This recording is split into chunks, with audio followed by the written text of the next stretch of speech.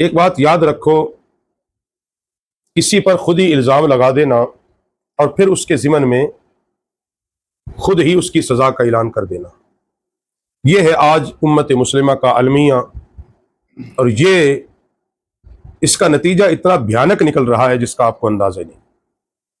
یعنی چھوٹی چھوٹی باتوں پر خود ہی کسی ایک سادہ مسلمان کو گستاخ ڈکلیئر کرنا، پھر اس کو کافر بنا دینا اور اس کو اسلام سے خارج کر دینا۔ اب جتنے بھی مفتیان اکرام اور دین کے دائی لوگ ہیں، ان کو اس معاملے میں آگے آنا چاہیے۔ شریعت اسلام کے اندر ایک بات طے ہے کہ آپ نے جس پر الزام لگایا ہے یا تو اس کو ثابت کریں، اور اس کے ثبوت کے لیے قرآن و سنت میں جو دلائل ہیں وہ کیا ہیں کہ آپ گواہ لے کے آئیں، یا ملزم خود اقرار جرم کرے۔ اگر وہ خود اقرار جرم نہیں کرتا تو آپ ثابت کریں چشمدید گواہوں کی روشنی میں۔ اگر آپ ثابت نہیں کر سکتے تو وہ بہتان ہوگا، اور اسلام میں بہتان لگانے والے کے لیے سزا ہے، اس کو تو 80 کوڑے سزا ہے اس کو۔ یعنی ہم نہ آؤ دیکھیں نہ تاؤ دیکھیں، جس کے متعلق چاہیں اس کو گستاخ بھی ڈکلیئر کر دیں، بے ادب بھی ڈکلیئر کر دیں، اور پھر جناب اس کو کافر بھی بنا دیں۔ جتنی تیزی کے ساتھ یہ لوگ اپنے مسلمان بھائیوں پر کفر کے فتوے لگا کر لوگوں کو کافر بنا رہے ہیں، کیا اتنی تیزی سے کسی کافر کو بھی مسلمان بنایا ہے؟ حقیقت یہ ہے، یہ کڑوی بات ضرور ہے، کیا کسی کافر کو اتنی تیزی سے مسلمان کیا ہے؟ اور یہ طرز تکلم کہ خود ہی الزام لگایا اور خود ہی سزا متعین کر دی، کبھی ایسا بھی ہوا ہے؟ نبی پاک صلی اللہ علیہ وسلم کی بارگاہ میں ایک آدمی آیا، اس نے اقرار جرم کیا، کسی نے اس پہ الزام نہیں لگایا تھا، اس نے خود اقرار جرم کیا۔ تو نبی پاک صلی اللہ علیہ وسلم نے فرمایا جا کل لانا۔ وہ کل پھر آیا، حضور علیہ السلام نے فرمایا کہ کل پھر آنا، پھر آ گیا، اس نے پھر وہی اقرار جرم کیا۔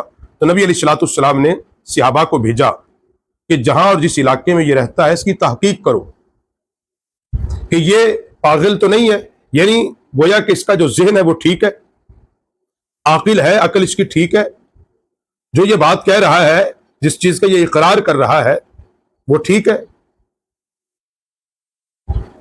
صحابہ اکرام نے حضور کی بارگاہ میں جب آ کر اس بات کی گواہی دی، اور اس آدمی نے خود بھی اقرار کیا کہ میں پاگل نہیں ہوں، میں صحت مند ہوں، میں تندرست ہوں، تو نبی علیہ السلام نے پھر اس کے جو اس نے اقرار جرم کیا تھا اس پر اس سے قسم لی، پھر بھی اس نے اقرار جرم کیا۔ حضور نے پوچھا کیوں یہ بار بار تو کر رہا ہے؟ تو چاہے تو جا سکتا تھا۔ عرض کرتا یا رسول اللہ مجھے قیامت کا خوف ہے، اس جرم کی سزا یہاں مجھے دے دیجئے تاکہ وہاں بچ جاؤں۔ خلاصہ کلام بتانے کا مقصد یہ ہے کہ نبی علیہ السلام سزا کو نافذ کرنے میں اس قدر احتیاط فرماتے، اس قدر احتیاط فرماتے۔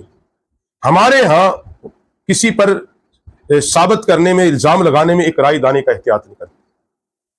ہم بن دیکھے جس کو چاہیں زانی بنا کے پیش کر دیں، حالانکہ ہم نے آنکھ سے دیکھا ہی نہیں ہے۔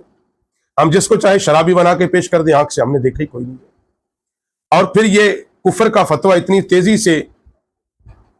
تیزی کے ساتھ ہم پھیلا رہے ہیں کہ بس جو ہی کوئی آدمی بیچارہ کسی کے پاس بیٹھا نہیں اور ہم نے اس کو گمراہ، کافر، بددین، بددیانت، نہ جانے کیا کیا کہہ کے اسلام سے نکال دیا۔